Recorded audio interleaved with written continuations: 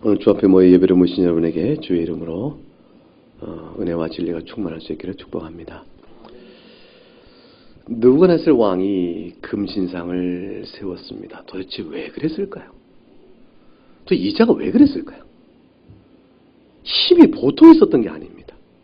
그러니까 우리 2장에서 지난주 설교 드린 말처럼 느부갓네살 왕이 꾼 그 무서운 악몽에 대해서 다니엘이 잘 풀어 가르침으로 인해서 한 가지를 분명히 교훈했지 않습니까? 당신의 제국은 영원하지 않소. 당신은 아무리 이 세상에서 영광과 위용을 자랑해도 매우 하나님 앞에서 미약한 존재에 불과하며 잠시 있다가 사라질 제국이요. 그 꿈을 쭉 풀이해 주는 가운데 느부갓네살 왕이 얼마나 마음에 큰 감동을 받고 다니엘이 하나님 여호와 하나님이시야말로 총명한 하나님이며 지혜 하나님이며 모든 신중의 신임을 고백하고 나오게 되었잖아요. 그러면 느부갓네살이 실로 겸비하고 겸손해야 하는데 얼마 많은 시간의 간격이 있는지 모르지만 3장의 사건을 통해 본 느부갓네살은 완전히 딴 사람이에요. 그 겸비함은 없이 자기를 높이고 방자하기가 이를 데 없이 제국의 힘은 더욱더 강해지고 마침내 어떤 마음이 들겠어요? 아니라 다니엘의 말은 또 이 나라의 제국이 결코 멸망하는 일이 없을 것이야. 내 나라는 견고할 것이고 영원하도록 만들겠다. 그 욕망이 꿈틀꿈틀 되는 거죠. 그래서 느부갓네살의 마음속에 그 욕망은 결국 자기 우상화의 작업으로 들어가고 자기를 신격화시키며 모든 금신상을 세워서 그 모든 제국의 종교적 통일성을 완전히 이루고 그리고 정치적인 일치를 이루며 그리하여 모든 제국 산하에 있는 모든 나라들의 뭐가 됩니까? 충성심을 하늘로 묶고 이 나라는 영원토록 견고하게 서기 위한 최후의 자신의 노력을 교환한 것이죠. 그게 느부갓네살의 목적이었습니다. 사람이 이렇게 될까요? 열흘 꾼 꿈에 대한 환상적 계시를 그 분명히 배운 다음에 하나님에 대한 존재와 그의 신령한 능력과 그걸 배우고 난 다음에 하나님 앞에서 겸손하게 살아가지 않겠습니까? 근데 가진 게 너무 많으니까 그 당시에 지상 눈에 보이는 세상 속에 그만한 자가 없으니까 결국 그는 스스로 신의 자리에 올라갑니다. 신상의 크기는 성경에 보니까 3장 1절에 신상 크기가 얼마입니까? 높이가 얼마입니까? 60규빗입니다. 너비는 얼마입니까? 6규빗. 한 규빗은 얼마쯤 될까요? 그게 여기서부터 여기까지예요. 여기서까지. 그러니까 키가 큰 사람, 손이 긴 사람 더 길거고 저처럼 작은 사람은 작고 저는 45cm. 이경돈 전 사람 50cm. 이렇게 되겠죠. 그게 45cm, 50cm 정도가 됩니다. 그게 60규빗이니까 약 27m 내지 30m의 높이가 됩니다. 그리고 너비는 어떻게 됩니까? 너비는 그게 10분의 1입니다. 그게 2.7m 내지 또 3m의 너비를 갖고 이제 30m 쭉 솟은 그런 신상, 몸의 형태를 가진 큰 상을 만들고 다 금으로 도금을 한 그런 것입니다. 조금 기형적이죠. 왜냐하면 사람은 이 너비하고 키의 비율이 6대1 정도 된다고 합니다. 제가 6대1이 됩니까? 6대1 정도 된다고 그러는데 이 신상은 10대1이니까 너무 기형적이다 싶어서 아무튼 받침대 높이를 합산한 것일 것이라 받침대 위에 오는 금신상은 좀 보기가 좋지 않겠냐 생각하는데 근데 그 사실 상관이 없어요. 아마도 신상을 발부터 세우면 좀 받침대는 있겠죠. 하기야 그 절간에 가보면 불상 세울 때마다 받침대 없는 불상은 서 있는 불상은 다 받침대가 있는 거니까 받침대 적당한 높이가 있었을 것입니다. 그 비율이 정상적이냐 기형적이냐는 상관이 없습니다. 무엇입니까? 기형제도 위용을 드러낼 것이고 신비롭다 어떻게 저렇게 기형적이냐 이상적이라고 그럴 것입니다. 그렇게 해서 큰 시상을 만듭니다. 세운 것은 두라 평지하고 있으니까 그 넓은 평지에 우뚝 선 금빛 찬란한 신상이 있고 위용을 발휘합니다. 이거 보니까 어떤 게 누가 생각나냐면 두 가지 생각나는데 그 어느 절간에 어느 절인지 모르겠어요. 금빛으로 다 도색한 큰 불상 본 적이 있습니다. 어느 절입니까? 갑으로 잤잖아요, 솔직히. 그래서 절은 안 하셨죠. 그 어느 절인지 내가 기억이 안 나요. 근데 큰 금빛 입힌 한 절의 그 불상을 본 적이 있습니다.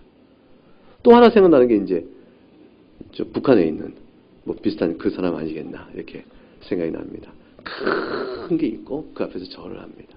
아마 그걸 만들어 놓고 그걸 절하라고 명한 왕의 권세의 위용 앞에서는 신비로움과 그 당시에 또 바벨론 신들 섬겼던 저들에게는 과연 이 제국을 이루게 하신 그 신의 표현이요, 표상이요, 그 신의 사전이 왕의 표상이니까 그 앞에 절함이 마땅하다 생각될지 모릅니다.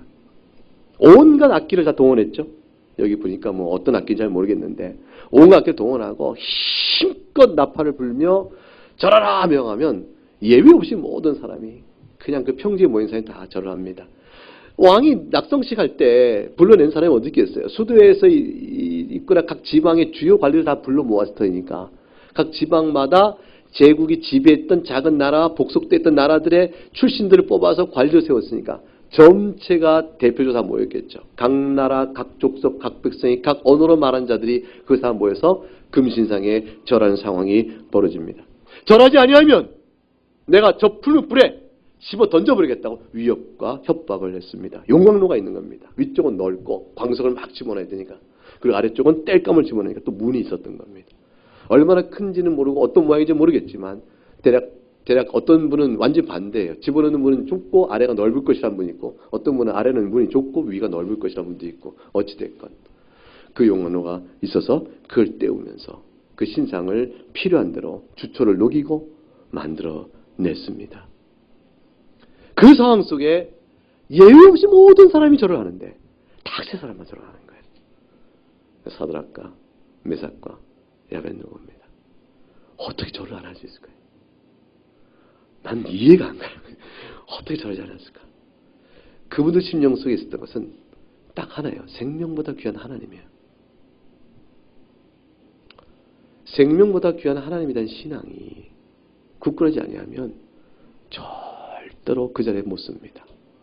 저분들이 섰던 이 세 친구가 나이가 그렇게 많지 않았겠죠.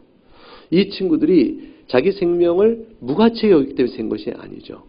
하나님이 귀하니까. 하나님이 귀할 뿐더러 하나님이 생명의 주인임을 아니까.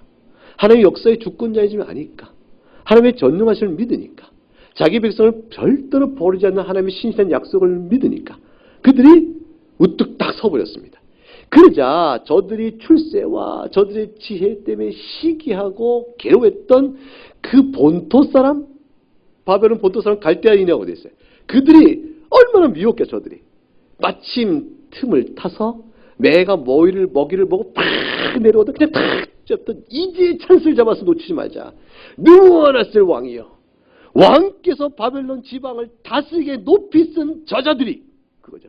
그렇다면 마땅히 저자는 바벨론 왕에게 충성할 것이며 이 나라 백성의 모든 진실한 백성으로 하나가 되어야 될 것이며 이 나라의 진실한 애국자가 될 것이며 이 나라의 신을 섬긴 자가 되어야 않겠습니까? 왜냐하면 왕께서 어떻게 베푸신 은혜가 얼마나 크니까. 저들 들어서 관리로 세우셨으니. 그래서 왕이여, 근데 저들이 그러하지 아니하나이다. 보세요. 몇 절이에요? 11, 오늘 본문 3장 12절 보면 이제 유다 사람 사드락과 메삭 아벤노고를 왕이 세워 바벨론 지방을 다스리게 한 자 이거를 왕이여 이들이 왕을 높이지 않습니다. 정죄 참소의 첫 번째예요. 왕을 높이지 않았습니다. 두 번째, 왕의 신들을 섬기지 않았습니다. 셋째, 금신상에 절하지 않았습니다. 금신상에 절한다는 의미는 두 가지인 것이죠. 하나는 왕을 높이는 것이요, 동시에 또한 뭐가 있어요? 왕의 신을 높이는 종교적 의미가 같이 이 안에 있게 되어집니다. 결국 무슨 말이냐면 이런 것 하나로 볼 때 저들은 결코 바벨론에 충성할 자가 아닙니다 라고 되어 있는 거죠. 미국에서 애국심이 가장 막 불타오를 때, 그때 이제 9.12 사태가 일어났을 때, 맨하탄에 있는 그 빌딩, 무슨 빌딩이죠? 좀 크게 얘기해봐요. 잘 못 듣겠어요. 무역센터. 제가 왜 그게 갑자기 생각 안 났을까요? 월드 트레이드 센터. 무역센터가 그냥 이렇게 비행기에서 파괴를 무너졌을 때 미국은 전체의 큰 위기와 긴장을 얻으면서 그렇게 되면서 애국심도 불타올 때였습니다. 초등학교에서 아이들에게 미국을 사랑하고 미국을 향한 애국심의 에세이, 글 장문을 시키도록 다 가르치고 또 선생님도 쓰고 막 그랬었어요. 그때 제 아들이 초등학교 3학년인가 2학년인가 좀 어간 그럴 때였을 때입니다. 근데 이 녀석이 그냥 쓰면 되잖아요. 에세이를 손 탁 들고 선생님 저는 아메리칸이 아닙니다. 전 미국인이 아닙니다. 저는 한국에서 온 사람입니다. 이렇게 말을 했어요.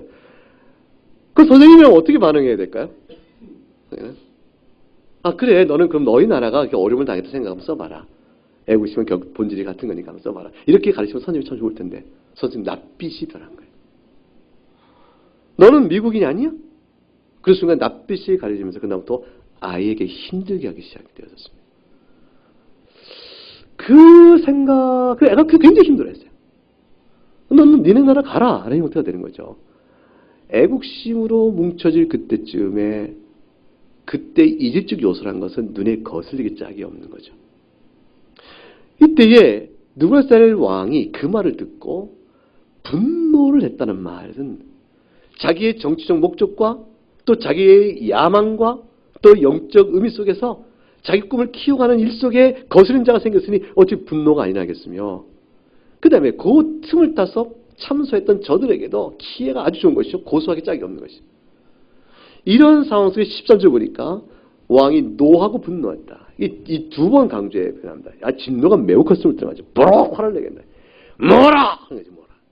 끌고 오라! 끌고 온 저들에게 느부갓네살 왕이 신문을 합니다. 사드렉, 메삭, 아벳느고야. 너희가 신문의 내용이 있죠. 내 신을 섬기지 아니하였느냐? 내 금심상에게 절하지 아니하였느냐? 두 가지를 묻습니다. 결국 자신에게 절한 것과 마음을 자기 절한 것은 참소의 내용 속에서 한 가지 세 가지인데 하나를 뺐죠. 그럼 왕은 자기가 묻지 않았지만 결국 그것이 내 신에게 어떻게 절하지 않느냐라고 말한 것의 내용 속에 포함되어 갑니다. 자기 우상하니까. 15절에 설득합니다. 이제로 준비해라. 나팔이 울리면 절하면 너희가 살 것이지만 절하지 아니하면 즉시 내가 맹렬한 불물 가운데 던져 넣을 것이니 능히 그 다음 얘기합니다. 영적 전쟁이죠. 너희 손에서 너희를 내 손에서 건질 자가 있겠느냐. 너희 신이 과연 너희를 내 손에서 건져내겠느냐 라고 여호와 하나님을 멸시하고 경멸합니다. 세상은 우리의 하나님이 없다라고 말하지 안 할 수 있어요. 너희의 하나님이 계시다. 너희 하나님이 정말로 지혜가 총명이 충만하시다. 뭐 다 인정할 수 있어요. 말로 다 인정할 수 있어요. 그러나 그들이 원하는 건 딱 한 가지. 그 신과 거슬려 나를 한번 경배하라. 그거 하나로 우리의 신과 신앙에 대한 부정을 원하는 것이에요. 그러니까 사실은 마귀가 하나님의 존재를 어떻게 부정해요? 마귀는 사실 하나님의 존재를 우리보다 잘 아는 사람이죠. 야고보서에 가면 마귀가 하나님이 한 분인 줄 알고 계신 걸 알고 오히려 두려워 떤다 했으니 그들은 하나님의 존재를 너무 잘 알고 따라서 영적 싸움을 잘하고 자기 때가 얼마 되지 않은 것도 아는 자들이에요. 그들은 우리가 하나님 있는 우리들에게 있어서 우리에게 시험하고 환난하고 미혹하고 우리 끌어낼 때는 하나님을 부인하는 신앙적 태도죠. 불신앙의 태도요? 불순종의 태도요? 하나님을 거부하는 의적 태도 하나만을 받기를 원하는 거예요. 그거 하나면 하나님을 이긴 자로 자기가 서게 되는 것이에요. 마귀는 하나님 없애지 못합니다. 느부갓네살이 하나님 없애지 못해요. 그러니까 너희를 내 손에서 건지시니 누구겠냐고 말하므로 저들 생명의 위협을 통해서 저들이 무릎 꿇게 만드는 그 하나를 요구하는 겁니다. 한 번의 무릎 꿇음. 한 번의 무릎 꿇음은 계속된 무릎 꿇음으로 이어져 갈 것이니까. 한 번의 죽음의 두려움을 꿇은 사람이 두 번째 두려움은 쉽게 굴복하고 더 쉽게 굴복할 것이 뻔한 일이죠. 사드락과 메삭과 아벳느고가 그 무서운 위협과 왕의 진노 앞에서 당당하게 말합니다. 우리가 이 일에 대하여 왕에게 대답할 필요가 없나이다. 이 말의 뜻은 뭐냐면 말 그대로예요. 왕에게 이 질문에서 말할 필요조차 없나이다 라는 말은 결연한 자세죠. 우리가 하나님을 섬기는 자예요. 유대인이요? 하나님 앞에 우상을 섬기지 않을 자임을 당신이 어찌 모르겠나이까? 피곤하니 그래봤자 헛말 헛수고니 그만두시오. 우린 더 이상 이 질문에 대해서 새로운 말을 할 것이 없습니다 하고 재고의 여지가 없다 라고 단호히 잘라서 말해버립니다. 이들이 그렇게 말할 때 마음속에 어떤 결심이 있어요? 죽으면 죽으리라. 죽으면 죽는 것이지. 그들이 17절에 왕이요, 우리가 섬기는 하나님이 계시다면 우리를 맹렬히 사는 불물 가운데 능히 건져내시겠고 왕의 손에도 건져내시리라. 이 말 번역이 우리가 섬기는 하나님이 계시다면, 이 말은 이대로 만약 번역이 맞다면 이 뜻은 이렇게 되는 겁니다. 우리가 계시는 하나님이 계신 걸 당신이 믿지 않습니까? 만일 당신 믿는 바대로 우리의 하나님이 정말로 계시다면 그럼 그가 우리를 구원하는 것을 당신이 어찌 모르십니까? 라고 되묻는 것이에요. 그런데 개역성경에는, 즉 개역개정 말고 개역성경에는 어떻게 보겠다냐면 만일 그것이 그러하시다면, 만일 그러하시다면 이렇게 되어 있어요. 근데 그것은 원문에 대한 직역이에요. 그러니까 오늘 개역개정은 우리가 섬기는 하나님 계시면이라는 것은 그 만일 그러하심이라는 말의 뜻이 무엇인을 풀어서 번역한 겁니다. 근데 성경에, 영어 성경에나도 다른 많은 번역 성경은 만일 그러하시다면 속으로 많이 번역되어 있어요. 그 뜻이 오히려 맞아요. 그것은 뭐가 더 가깝냐면 왕이 푸른 불에 집어 던지겠다라고 말한 것을 그들 받는 겁니다. 왕이시여, 우린 더 이상 당신 대답할 필요가 없습니다. 그럼 왕이 우리를 푸른 불에 던지신다면 그때 그대로예요. 그러신다면 하나님이 계시니 그가 우리를 맹렬히 타는 풀물 가운데서 능히 건져낼 것이요. 우리 하나님의 능력은 넉넉히 건지실 만한 그 분이시여. 왕의 손에서 우리 건져내실 것이요. 우리 하나님의 능력은 그러하니 당신이 어쩌지 못하는 것이요. 라고 하나님의 권능에 대한, 하나님의 전능성에 대한, 그 능력에 대한 선언을 해버립니다. 하나님의 능력의 선언에 이어서 그 다음에 18절의 말씀은 뭐냐면, 같이 읽어볼까요? 18절 시작. 그렇게 하지 아니하실지라도 왕이여 우리가 왕의 신들을 섬기지도 아니하고 왕이 세우신 근심상에게 절하지도 아니할 줄 아옵소서. 그렇게 하지 아니하실 줄 아는 것은 의심의 여지가 아닙니다. 하나님이 능히 건지실 것이야 라고 말해놓고 근데 혹시 근데 안 우리를 구원하지 않으면 어떡하냐? 그러니까 요 말 정도 붙여놓자. 그렇게 아니하셔도 이렇게 그렇게 붙이는 이런 단서와 가정적 조항이 아니에요. 이것은 뭐냐면 주권은 하나님에게 있습니다. 앞절은 뭐냐, 17절은 뭐냐면 하나님의 능력에 대한 선언이요. 18절은 뭐냐면 그러나 그 능력을 행사하시는 것은 주님의 뜻에 따라 있으니 하나님께 주권을 섭리하실 것이니 그가 살리고자 하시면 살릴 것이로되 그러나 그가 어떻게 해요? 죽이고자 하시면 죽이실 것이요. 우리가 이 땅에 사는 동안의 생사는 당신 손에 달린 것이 아니라 하나님 손에 달려있어. 당신 우리를 죽이겠다고 위협하지만 그러나 우리를 살리실 만한 하나님께서 살리고자 하면 살릴 것이요.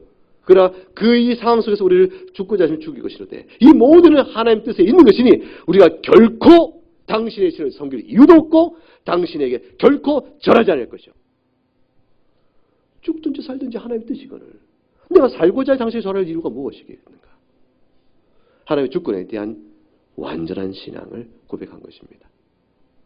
신앙은 환경과 우리가 놓인 상황에 따라서 좌지우지되는 것이 아니라는 것이에요. 죽게 되었구나. 이러니 어떡하나. 하나님은 나를 살려주지 않으실 모양이네. 그러면 어떻게 내가 절할 수밖에 없지 않은가. 라고 말할 수 있는 핑계나 변명이 신앙 안에는 용납되지 않는 거예요. 이건 그대로 죄입니다. 나중에 돌이켜 회개하여 하나님 은혜로 다시 새롭게 될 은혜를 입겠지만 진짜라면 그건 죄인 것입니다.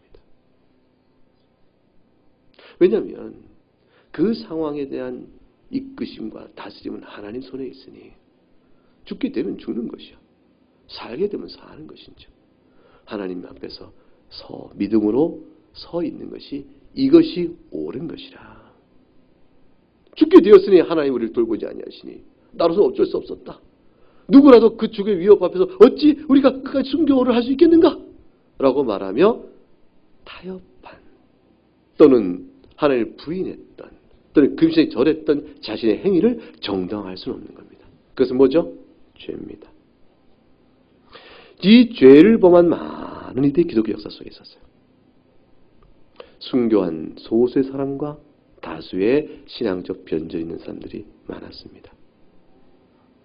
역사 속에서 배도와 배교의 신앙적 선택을 해버렸던 많은 이들 가운데서 가슴을 치고 통회하며 무릎 꿇고 회개하여 다시 구원의 길로 붙드신 은혜 입은 자들 또한 많습니다. 그러나 그 중에 일시적 신앙이뇨 가라지요 그 참된 구원받지 못한 자들, 그런 자들은 환난이 오매 그때에 배도한 뒤로 영영 돌아오지를 못합니다. 환난은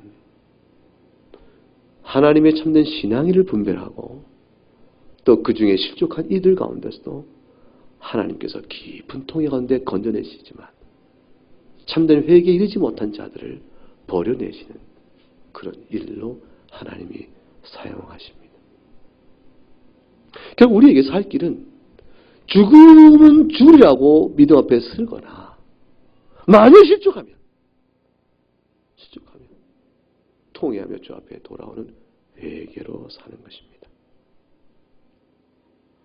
하나님의 손길이 이들에게 닿았습니다. 극한 노예에 사로잡힌 느부갓네살이 불이 가득하여 당장 저들을 끌어와 불을 7배나 더하게 하라. 1000도, 1200도씨가 되는 걸 7배 더해서 7000도, 8000도로 끌어올리는 불이 어떻게 만들겠어요? 그 당시에 가졌던 최대의 화력으로 지글지글 타오르 그 강도가 얼마나 큰지 이들을 불에 넣기 위하여 갔던 느부갓네살 용사들 사람들이 그들이 그 불길에 타 죽을 만큼 불길은 사나웠습니다. 그리고 마침내 그들을 결박한 채 그들을 던져버렸습니다. 그 장면을 봤던 모든 이들, 느부갓네살 왕들은 어떤 마음이 들었겠습니까? 미련한 것들, 저라면 살 텐데 스스로 죽음을 자초했구나. 미련한 것들이다. 불을 풀지 못한 채 죽음을 통하여 저들의 어리석음을 탓할 것이며 이제 끝났구나. 만한 백성이 들으라. 저들과 같은 것이 될 것이다. 이렇게 소리치며 자기 위세와 위용을 떨겠지요. 세상은 우리들의 생명을 뺐으면 그걸로 끝났다고 생각합니다. 세상은 우리가 육신의 목숨이 끊어지면 이겼다고 생각합니다. 그런데 하나님의 관점에서 보면 육신의 죽음은 결코 끝난 게 아니에요. 우리는 이 땅에서 주님 말씀하신 대로 살아서 나를 믿는 자는 영원히 죽지 않는다 그러셨어요. 우리는 주 앞에서 영원한 생명을 받은 자요. 예수 그리스도의 믿음으로 말미암아 의롭게 된 자는 영생을 기업으로 잊고 하나님의 자녀된 신분을 누리니 우리 이 땅에서 육신의 생명이 끊어진다고 해서 죽는 자냐 그 말이에요. 죽음의 권세가 우리를 삼킨다고 우리가 죽느냐 멸망한 자냐 그 말이에요. 안 그렇습니다. 죽음이 삼키나 부활의 권능이 우리에게 주어지므로 마침내 들어세워 죽음의 권세를 이긴 영원한 생명이신 하나님의 자녀임을 드러내실 것이라 그 말이죠. 잠시 동안 죽은 것 같으나 그러나 죽은 자가 아니요 산 자임을 하나님께 드러내실 것이므로 우리는 죽는 자가 아니에요. 세상에서 불못에 던진다고 끝난 것이 아닙니다. 영원한 생명 얻는 우리들에게 하나님께서 어떻게 구원하시는 능력을 보이시는가를 불못에 던져진 저들 가운데 세 사람이 멀쩡한 놀라운 기적 사건을 통해서 하나님은 온 이스라엘에 선포하셨고 오늘 같은 우리의 교회에도 주님께 선포하십니다. 느부갓네살 왕이 눈이 둥그레졌습니다. 아마 이 풀무불, 이 용광로 안에 속이 폴 타니까 빨간 빛이 밖으로 막 비칠 텐데 그림자 같은 것이 사람의 그림자가 보인 것이죠. 그런데 보일 수가 없는 것이죠. 집어넣자마자 오그라져 타버리니까 한순간에 뼈다귀만 두둑두둑 떨어질 터인데 사람 형태가 멀쩡하게 걸어다니는 것이 한 사람도 아니고 둘도 아니고 셋도 아니고 넷이거든. 아니 저 몇 사람을 집어넣느냐? 셋이 어느 아이다. 근데 넷이 아니냐? 저 넷째 사람은 하나님의 아들과 같구나. 이 어찌 되느냐? 저들이 어찌 걸어가고 있는 가 어찌 살았는가? 그 순간 너무 충격을 받습니다. 너희의 신이 내 손에서 너희를 구원하겠냐? 그렇게 외쳤던 자기 말이 끝나 얼마 안 뒤에 저들이 멀쩡히 서 있는 걸 보고 순간 자신이 아는 거죠. 저들의 신이 저들을 구원하였구나 하는 사실을 알게 된 거죠. 그러자 외쳐 부릅니다. 사드락 메삭 아벤누고야 나오라. 나오라. 그자 그들이 나옵니다. 살펴보니 야, 머리털 하나 안 남네. 좀 그슬리면 좋죠. 좀 그슬린 흔적도 남아있으면 내가 들어갔다 나왔습니다. 이렇게 할 텐데. 이 멀쩡하니까 나 저기 들어갔다 나왔다. 그러니까 나중에 말하면 아무도 안 믿을 거 아니에요. 아무도 안 믿을 거 아니에요. 우리가 부활하면요. 죽었다가 산 자인 거 몰라요. 너무 멀쩡해서. 너무 아름다고 신령한 몸을 입고 있어서 너 정말 죽음이라는 걸 겪었니? 나 죽었다가 새 몸 입은 거야. 죽었다가 산 사람은 좀 흔적도 있고 좀 이렇게 좀 있어야 할 텐데 완전히 새 몸 입어서 죽음의 권세가 흔적도 닿지 못한 채로 신령한 몸을 주 앞에 아름답게 서게 됩니다. 예수 그리스도의 보혈의 은혜는 우리의 영원한 생명 중에 영혼만 거룩하게 하시는 것이 아니고 몸도 거룩하게 하십니다. 그날에는 여러분이 그렇게 괴로워했던 이게 여름에 김이 끼는 거 그런 거 안 생깁니다. 저는 어릴 때 다리에 부스럼이 나서 이 스타킹을 신을 때마다 너무 힘들었어요. 이게 딱지가 붙으면 떼면 아프잖아요. 그런 일은 없을 거예요. 주님이 멀쩡하게 그들을 구원하셨습니다. 느부갓네살이 스스로 이렇게 말합니다. 그들의 입을 통하여 말하지 않고 느부갓네살 스스로 간증을 합니다. 뭐라고 말해요? 너희의 하나님을 지극히 높으신 하나님을 내가 찬송한다. 하나님을 의뢰하고 그들의 몸을 바쳐 다 생명을 바쳤어요. 그들의 몸을 바쳐 즉 생명을 바쳐 왕의 명령을 거역하고 그리고 하나님 밖에는 다른 신을 섬기지 아니한 그 절하지 아니한 그의 종들을 지극히 높으신 하나님이 과연 구원하셨구나. 내가 내 손으로 모든 것을 주었다 생각했으나 그러나 나로서 어쩔 수 없는 높고 높으신 하나님이 너희를 구원하셨구나. 그러니 내가 이제 온 제국의 조소를 통하여 내가 말하노라. 각 백성과 각 나라와 각 언어를 말하는 모든 족속들은 다 사드락과 메삭과 아벤누고의 하나님을 경배할 것이며 만약에 그의 하나님에게 망령되거나 경솔한 말을 하는 자가 있다면 내가 그 몸을 쪼개버릴 것이요. 그리고 그 집을 거름터기로 만들어. 왜냐하면 이 사람들의 믿는 하나님만큼 사람을 구원해 내실 다른 신이 없기 때문이라. 예수 그리스도 외에 천하에 구원받을 만한 다른 이름을 주신 적이 없습니다. 이 고백을 느부갓네살이 자기 입으로 토설하게 되어집니다. 그리고 사드락과 메삭과 아벤느고가 바벨의 집에서 더욱더 높은 위치에 있게 되어집니다. 역설이죠. 느부갓네살이 자기 용사를 보내서 저들을 집어넣어라 심판하라 했던데 자기가 보낸 용사들은 불길에 혀에 잡혀서 타 죽어버리고 정작 죽이려 한 자들은 하나의 보호심으로 살았으니 과연 하나님께서 구원하신 자를 어느 신이 그들을 죽일 수 있겠는가? 이 질문 앞에 느부갓네살은 답을 해야 하는 것이죠. 오늘 본문이 주는 교훈은 결국 몇 가지 정리가 되어지겠죠. 느부갓네살의 자기 우상화의 죄의 심각성을 우리에게 보여줍니다. 분명히 느부갓네살은 금신상을 만들면서 인간인 자기를 높이고 왕권을 높이는 정도에 있는 것이 아니에요. 왕권은 견고히 하게 했지만 거기에는 영적 지배력을 동원한 것입니다. 자기 우상화와 신격화의 죄를 범합니다. 그러나 하나님께서 말씀하시기를 그걸 용납치 않죠. 자기는 말했어요. 자기가 지배한 모든 백성과 나라와 각 언어를 말하는 족속들이 다 나와 나를 찬양하라, 나를 경배하라 라고 말했지만 자기 입으로 이제 여호와 하나님만을 온 백성이 경배해야 될 것이라고 말하고 있는 것이죠. 하나님이 얼마나 전능하신 분인가를 오늘 본문은 잘 보여줍니다. 이 모든 걸 통해서 그 당시에 있었던 유대인들, 바벨론의 포로로 잡혀가 바벨론 심장부 안에서 공고함을 당했던 유대인들이 이제 얼마나 큰 위로를 받았을까? 소망과 용기를 얻었을까? 첫째는 적어도 이스라엘 백성은 신학적 문제를 해결받습니다. 이게 첫 번째, 오늘 본문에 주고 있는 온 이스라엘이 주고 있는 놀라운 교훈입니다. 그것은 뭐냐면 바벨론의 포로로 끌려간 것이 하나님께서 이스라엘을 버렸기 때문이 아니라는 사실에 대한 각성입니다. 여러분이 받는 고난이 하나님이 여러분을 버렸기 때문에 받는 고난이 아닙니다. 여러분이 어떤 슬픔과 역경을 동담했을 때, 심지어 여러분이 죄를 짓는다 할지라도 하나님이 여러분을 버린 것이 아닙니다. 하나님께서 그의 택하신 백성을 끝까지 붙드십니다. 역경과 고난은 우리를 연단하여 믿음과 서게 하는 것이요, 우리가 죄를 범한 것은 옛사람의 성품을 벗고 새 사람을 살아가는 이유, 그 십자가만이 생명인 것을 다시 한번 깨달아 돌이켜 새 생명과도 오게 되도록 부르시기 위한 하나님의 허용이에요. 그리고 징계하시겠죠. 책망하시겠죠. 경고하시겠죠. 돌이키라, 새 사람은 나오라 부르시겠죠. 그 모든 어떤 상황이든지 하나님의 백성을 향한 하나님의 뜻은 변치 않아요. 이스라엘 백성은 바벨론 포로로 끌어가는 것은 징계였습니다. 그들이 죄를 범하게 당한 징계였어요. 그러나 징계를 당하여 죄를 범하여 징계당한 심판의 손길이었지만 그것은 이스라엘 백성을 버린 것이 아니라, 그걸 오늘 본문이 보여주고 있는 것이에요. 내가 너희를 버리지 아니하였다. 내가 너희를 버리지 아니하였다. 하나님의 백성을 향한 하나님의 사랑은 그렇게 크십니다.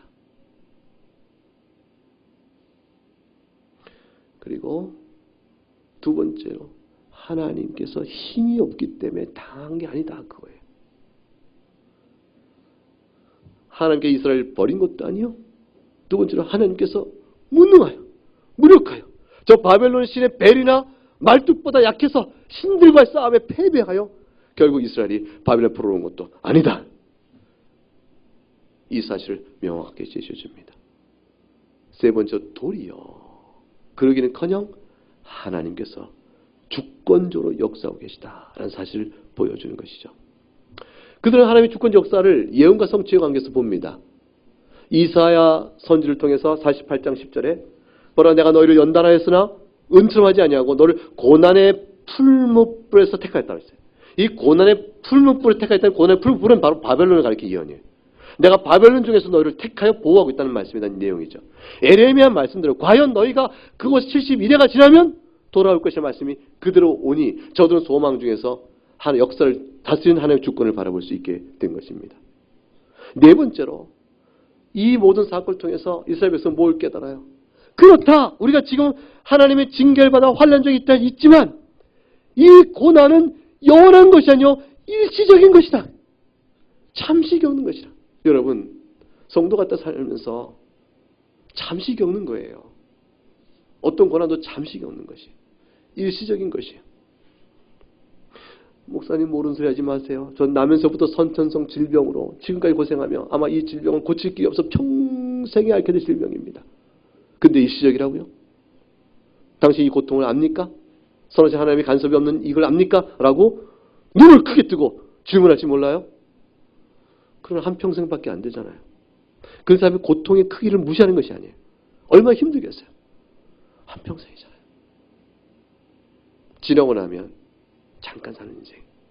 영원한 하나님께서 새로 멈추신다니까요. 그런데 그 가운데 사는 동안에 5년, 10년, 1년, 아니 15년, 20년 그 어떤 고난도 사실은 잠깐이에요. 일시적인 것이에요. 견디라는 것이에요. 멈추라는 것이에요. 이것은 끝날 때가 있다는 것이죠. 요한계시록 13장에 가게 되면 요한계시록 13장 11절과 18절까지 말씀,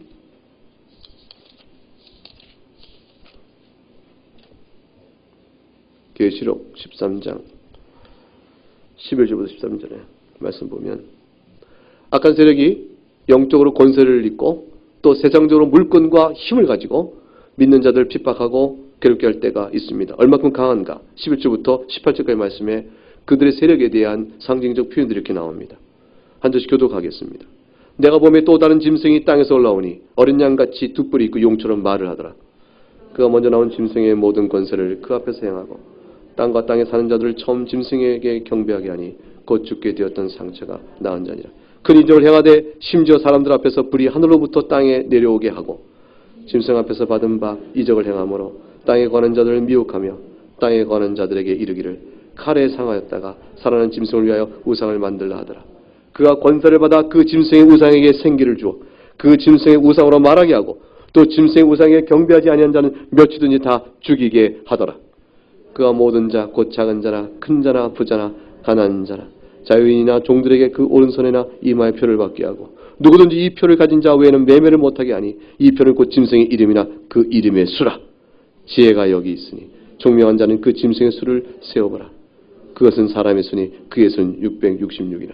일시적인 기간 동안에 종말의 마지막 때에 악한 세력이 온 물권과 모든 세상에 필요한 것들을 손에 쥐고 그에게 경배하지 아니하면 살아가기 어렵고 육적 생존이 어려울 경험, 고난과 힘든 핍박이 시대가 올지 모릅니다. 그러나 이것은 보편 역사 전체 속에서 아니 오고는 모든 역사 속에 항상 신앙인들이 겪어왔던 것이기도 해요. 이 고난의 때가 있지만 저들은 마치 권능이 죽은 상처를 입었으나 살아게 되는 모습을 통해서 마치 죽은 자가 살아났던 권세의 인양 보이게끔 그들의 힘과 능력을 자랑할 만큼 대단합니다. 그러나 잠시예요. 계시록을 다 읽기 전에 저들은 영원한 불못에 던져진 형편에 놓이게 되어집니다. 그래서 오늘 본문은 이스라엘 백성에게 분명히 이렇게 말합니다. 일시적이니 다섯 번째로 고난 가운데 신앙을 굳게 지키라. 그러면 궁극적인 구원과 영광을 네가 입게 될 것이라. 이것을 요한계시록 2장에 가게 되면 8절에 서머나 교회를 향한 당부의 말씀 속에서 이렇게 설명되어 있는 것이죠. 요한계시록 2장 8절에 서머나 교회 사자에게 편지하라. 처음이요 마지막이요 죽었다 살아나신 이가 이르시되 내가 너의 환난과 궁핍을 안다. 그러나 환난과 궁핍은 세상이 볼 때는 환난과 궁핍이지만 내가 볼 때는 너는 부유한 자라. 역설이 벌어집니다. 자칭 유대인한 자들의 비방도 안다. 실상은 유대인이여 그러나 사탄의 회당이니 너희가 두려워하지 마라. 너는 장차 받을 고난을 두려워하지 말라. 너희 고난이 있을 것이다 말하죠. 마귀가 장차 너희 건져 몇 사람을 옥에 던져 시험을 받게 하리니 너희가 10일 동안의 말은 잠깐의 얘기, 일시적이라는 것이죠. 일시적 환난을 받게 되지만 죽도록 충성하라고 말합니다. 끝이 있기 때문에. 그냥 내가 생명의 멸관을 내게 주니 영광이 너에게 주어줄 것이다. 궁극적 구원이 확정되고 있습니다. 귀 있는 자는 성령이 교회들에게 하시는 말씀을 들을지라. 이기는 자는 둘째 사망의 해를 받지 아니하리라. 이와 같은 궁극적 승리에 대한 하나님의 확정과 약속. 비록 세상이 볼 때는 환난과 궁핍이요 연약한 자 패배자이지만 하나님 보실 때는 승리자의 부유한 자입니다. 전혀 다른 시각으로 하나님 우리를 보고 계신 것이죠. 교회를 보는 도 그런 것이에요. 어떤 교회가 번성하여 승리를 얻은 것 같지만 사실은 가난할 수가 있어요. 어떤 교회 시대가 핍박받고 소수의 교회만 남아서 교회가 다 멸절되게 됐습니다. 하나님 교회가 없어졌습니다라고 말할 때가 있을 것 같지만 로마서 11장에 말한 대로 다 하나님을 떠나버리고 저만 남았습니다. 엘리야의 얘기죠. 다 하나님을 떠나버리고 저만 남았습니다. 하나님. 그러나 하나님께 뭐라고 그러세요? 7,000명 남겨놨다. 하나님의 교회는 견고하게 하나님이 정하신 만큼 충분수가 충족수가 완전하게 구원을 항상 받습니다. 하나님은 세상이 볼 때는 멸망한 것 같으나 하나님 볼 때는 부유한 자요 강한 자의 승리자로 교회는 항상 서 있을 수 있는 겁니다. 그러니 이 확신을 가지고 이 세상 사는 동안에 어떤 환경이 있다 할지라도 그리하지 아니하실지라도 신앙을 끝까지 지켜나가는 것입니다. 로마서 8장 24절과 25절에 우리가 소망으로 구원을 얻었으며 보이는 소망이 아니지 않느냐. 보는 것을 누가 바라겠느냐. 만일 우리가 보지 못하는 것을 바라면 그 다음 나옵니다. 보지 못하는 걸 바라면 참음으로 기다리지라. 인내로 기다리는 거죠.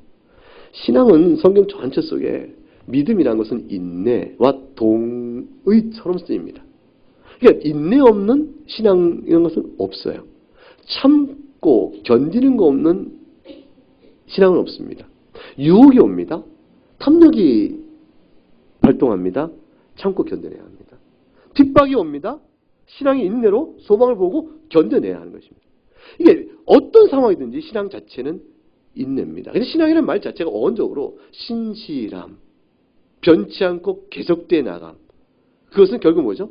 참아내미요 끝까지 견뎌가면의 의미를 갖게 되니 신앙의 의미가 인내요 참이라는 것은 그 같은 성질일 것이죠. 마태복음 13장에 땅에 씨 뿌린 비유 속에서 다 뭐가 돼요? 끝까지 참아낸 자에게 뭐죠? 마침내 열매를 맺게 된다고 하죠. 듣고 깨달아 열매 맺는 자는 끝까지 참아낸 자죠. 나머지는 다 뭐예요? 여러 상황에 따라 다 신앙을 배반한 자들만 나오게 되어집니다. 하나님께서 오늘 본문을 통해서 그렇게 주시는 것이에요. 하나님께 역사를 주관하시고 내가 전능하며 내가 언약을 포기하지 않으니 너희는 어떤 상황이든지 끝까지 견디라. 이스라엘은 그 말을 보고 하나님을 보게 된 겁니다. 역사를 다스리시는 하나님의 권능을 본 거죠. 온 족속과 방언과 민족들이 찬양을 하고 찬양받을 자는 누굽니까? 느부갓네살입니까? 바벨론 신들인가요? 아니에요. 바벨론의 신을 찬양하고 느부갓네살은 자기가 찬양받기 위해서 자기가 다스리는 모든 제국 산하에 있는 모든 족속을 다 모았죠.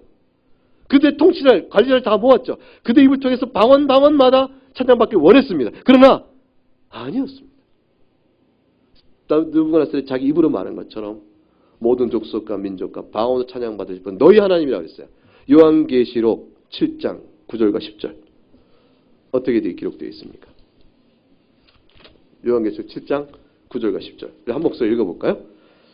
이 일 후에 내가 보니 각 나라와 족속과 백성과 방언에서 아무도 능히 셀 수 없는 큰 무리가 나와 흰옷을 입고 손에 종려가지를 들고 보좌 앞과 어린 양 앞에 서서 큰 소리 외쳐 이르되 구원하심이 보좌에 앉으신 우리 하나님과 어린 양에게 있도다. 구원하실 이는 오직 하나님 한 분이십니다. 그 일로 인하여 보좌에 앉으신 이와 하나님 어린 양에게 찬송합니다. 그러나 마귀는 어떻게 될까요? 온 족속과 백성과 민족과 방언들에게서 찬양받기 원했던 마귀의 운명은 일시적이에요. 일시적. 하나님이 정하신 그때가 되면 역사의 마지막 날에 그들은 완전한 심판을 받게 되는데 요한계시록 21장 8절 말씀 같이 찾아 읽습니다.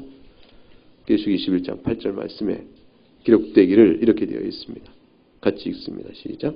그러나 두려워하는 자들과 믿지 않은 자들과 흉악한 자들과 살인자들과 음행하는 자들과 점술가들과 우상숭배자들과 거짓말하는 모든 자들은 불과 유황으로 타는 못에 던져지리니 이것이 둘째 사망이니라.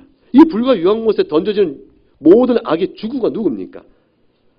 요한계시록 20장 10절 말씀에 또 그들을 미혹하는 누구가? 마귀가 불과 유황못에 던져지니 거기는 그 짐승과 거짓 선지자도 있어 세세토록 밤낮 교훈을 받으리니 이곳에 합류하는 무리가 이 세상 속에 있는 모든 악인들인 것이라. 그러니 일시적인 육체의 보존을 위해서 하나님을 떠나겠냐 그 말이에요. 이스라엘이여 하나님 너희를 버리신 게 아니다. 힘내라. 마지막에 주권적 승리는 내게 있느니라. 예수님께서 마태복음 13장에서 이렇게 얘기하셨어요. 40절 43절에 마지막 운명 두 개를 대조하셨습니다. 예수님 말씀입니다. 인자가 그 천사들을 보낼 것이라. 그 천사들이 그 나라에서 모든 넘어지게 하는 것과 또 불법을 행하는 자를 거두어내요. 그 다음 보세요. 풀무불에 던져낼 것이라. 느부갓네살 왕이 사드락과 메삭과 아벤느고를 풀무불에 던져내는 이것은 그대로 자신들이 주 앞에 회개하지 않으면 당할 그 운명을 그대로 모방하여 한 것이에요. 그들 스스로 한 일을 마지막 날에 자기가 당할 일이라 그 말이죠. 그러나 주님께서 말씀하시기를 43절에 그때 의인들은 자기 아버지 나라에서 여러분의 아버지 나라 저의 아버지 나라 하나님의 아버지 그 아버지 나라에서 해같이 빛날 것이라 했습니다. 그 영광스러움에 대한 극치죠. 해같이 빛나는 것은 그보다 빛날 수 없는 것이에요. 금신상은 빛을 받아 반짝거림이죠. 해는 그 자체가 발광체. 그보다 큰 영광의 표현이 어디 있겠어요. 성도는 영원한 위로를 받을 것입니다. 계시록 7장 13절과 17절에 그 영원한 위로를 이렇게 표현합니다. 요한계시록 7장 13절과 17절에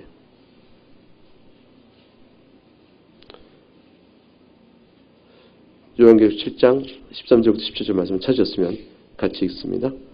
장로 중 하나가 응답하여 나에게 이르되 이 흰옷 입은 자들이 누구며 또 어디서 왔느냐? 내가 말하기를 내 주여 당신이 아시나이다 하니 그가 나에게 이르되 이는 큰 환난에서 나오는 자들인데 어린 양의 피에 그 옷을 씻어 희게 하였느니라. 그러므로 그들이 하나님의 보좌 앞에 있고 또 그의 성전에서 밤낮 하나님을 섬기매 보좌에 앉으시니가 그들 위에 장막을 치시리니 그들이 다시는 줄이지도 아니하며 목마르지도 아니하고 해나 아무 뜨거운 기운에 상하지도 아니하리니 이는 보좌 가운데 계신 어린 양이 그들의 목자가 되사 생명수 샘으로 인도하시고 하나님께서 그들의 눈에서 모든 눈물을 씻어주실 것입니다. 이 눈물은 환난과 고난, 그리스도의 의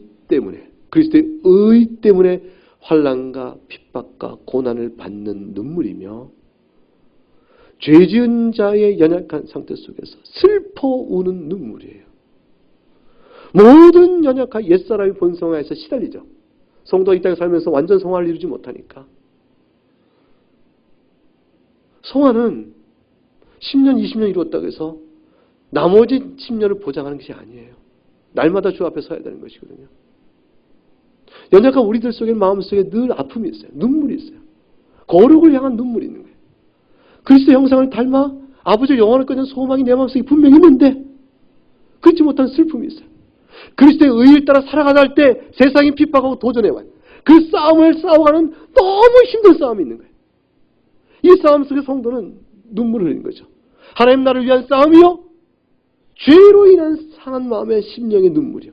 이걸로 번복된 성도의 일생을 주 앞에 살아갈 때 주님 마침내 눈물을 다 닦여주세요.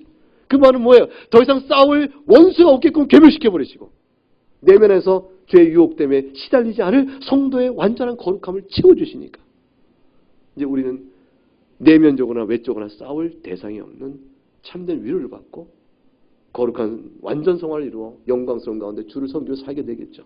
눈물을 닦아주신 겁니다. 생명샘으로 인도합니다. 영생의 참맛을 보며 살게 될 것입니다. 이것을 우리에게 주고 바라보라 말씀합니다. 인간은 궁극적으로 우상 숭배의 타락한 본성상에 죄악을 품고 있습니다. 그것이 결국 자기죠. 자기의 탐욕을 우상으로 섬기게 되니까. 세상을 핑계하지만 세상 앞에 무릎을 꿇을 때 자기의 탐욕을 그것을 얻고자 하기 때문인 것이죠. 마귀는 그것을 주겠다 말하며 자기 앞에 무릎을 꿇으라 하는 것이고 무릎을 꿇는 그 모습 속에서 하나님을 향한 승리를 득이하여 이빨을 드러내고 마귀는 웃을 것입니다. 하나님의 백성은 그 죄 중에서 구원을 받는 겁니다. 평생의 죄에 시달려도 마지막 날에 마침내 돌이켜 회개케 하심으로 하나님 우리를 구원해내시고요. 어려서부터 믿음 가운데 세워 구원하신 자에게 정결한 삶을 통해 마귀의 입을 다물게 하시는 하나님의 거룩한 의의 열매를 그에게 부어주심으로 또 승리를 선언하십니다. 죄 중에 사는 인생보다 주의 말씀을 사는 인생이 복됩니다. 여러분의 삶이 그래서 지금 복된 겁니다. 한평생 죄 중에 있다가 90에 이르러 눈도 어둡고 귀도 어둡고 총명도 사라진 그때 더듬더듬 예수 그리스도의 복음을 겨우 듣고 나 같은 자도 용서하시나 싶어 그때 비로 회개하고 오는 자도 주의 긍휼하신 가운데 용서받을 수 있겠죠? 그가 택하신 자라면? 그래 그 인생이 얼마나 비참해요. 일찍 어려서부터 주를 알고 젊어서 주를 알고 그 어느 때라도 총기가 있을 때 주를 알고 믿음에 나온 자의 나머지 살아난 인생 속에 그 복됨을 무엇으로 말할꼬? 어찌됐건 한평생 살아가는 우리의 개인 인생과 역사 속에 존재하는 모든 교회를 향하여 그 당대에 있던 이스라엘은 말할 것도 없고 오늘 본문은 하나님의 전능함과 그의 주권적인 선을 우리에게 분명히 합니다. 살리시든지 죽이시든지 하나님의 뜻 가운데 있을 것이나 전능하신 하나님은 우리를 반드시 살린다는 걸 믿는 겁니다. 죽더라도 살기 때문이죠. 이 믿음으로 오늘 나그네 길을 걸어가신 여러분에게 하나님 나라 앞에 살아가는 참된 성도요 소망의 위로가 넘치는 큰 은혜를 좋게 누릴 수 있기를 주의 이름으로 축복합니다. 함께 찬송하겠습니다. 찬송은 찬송가 246장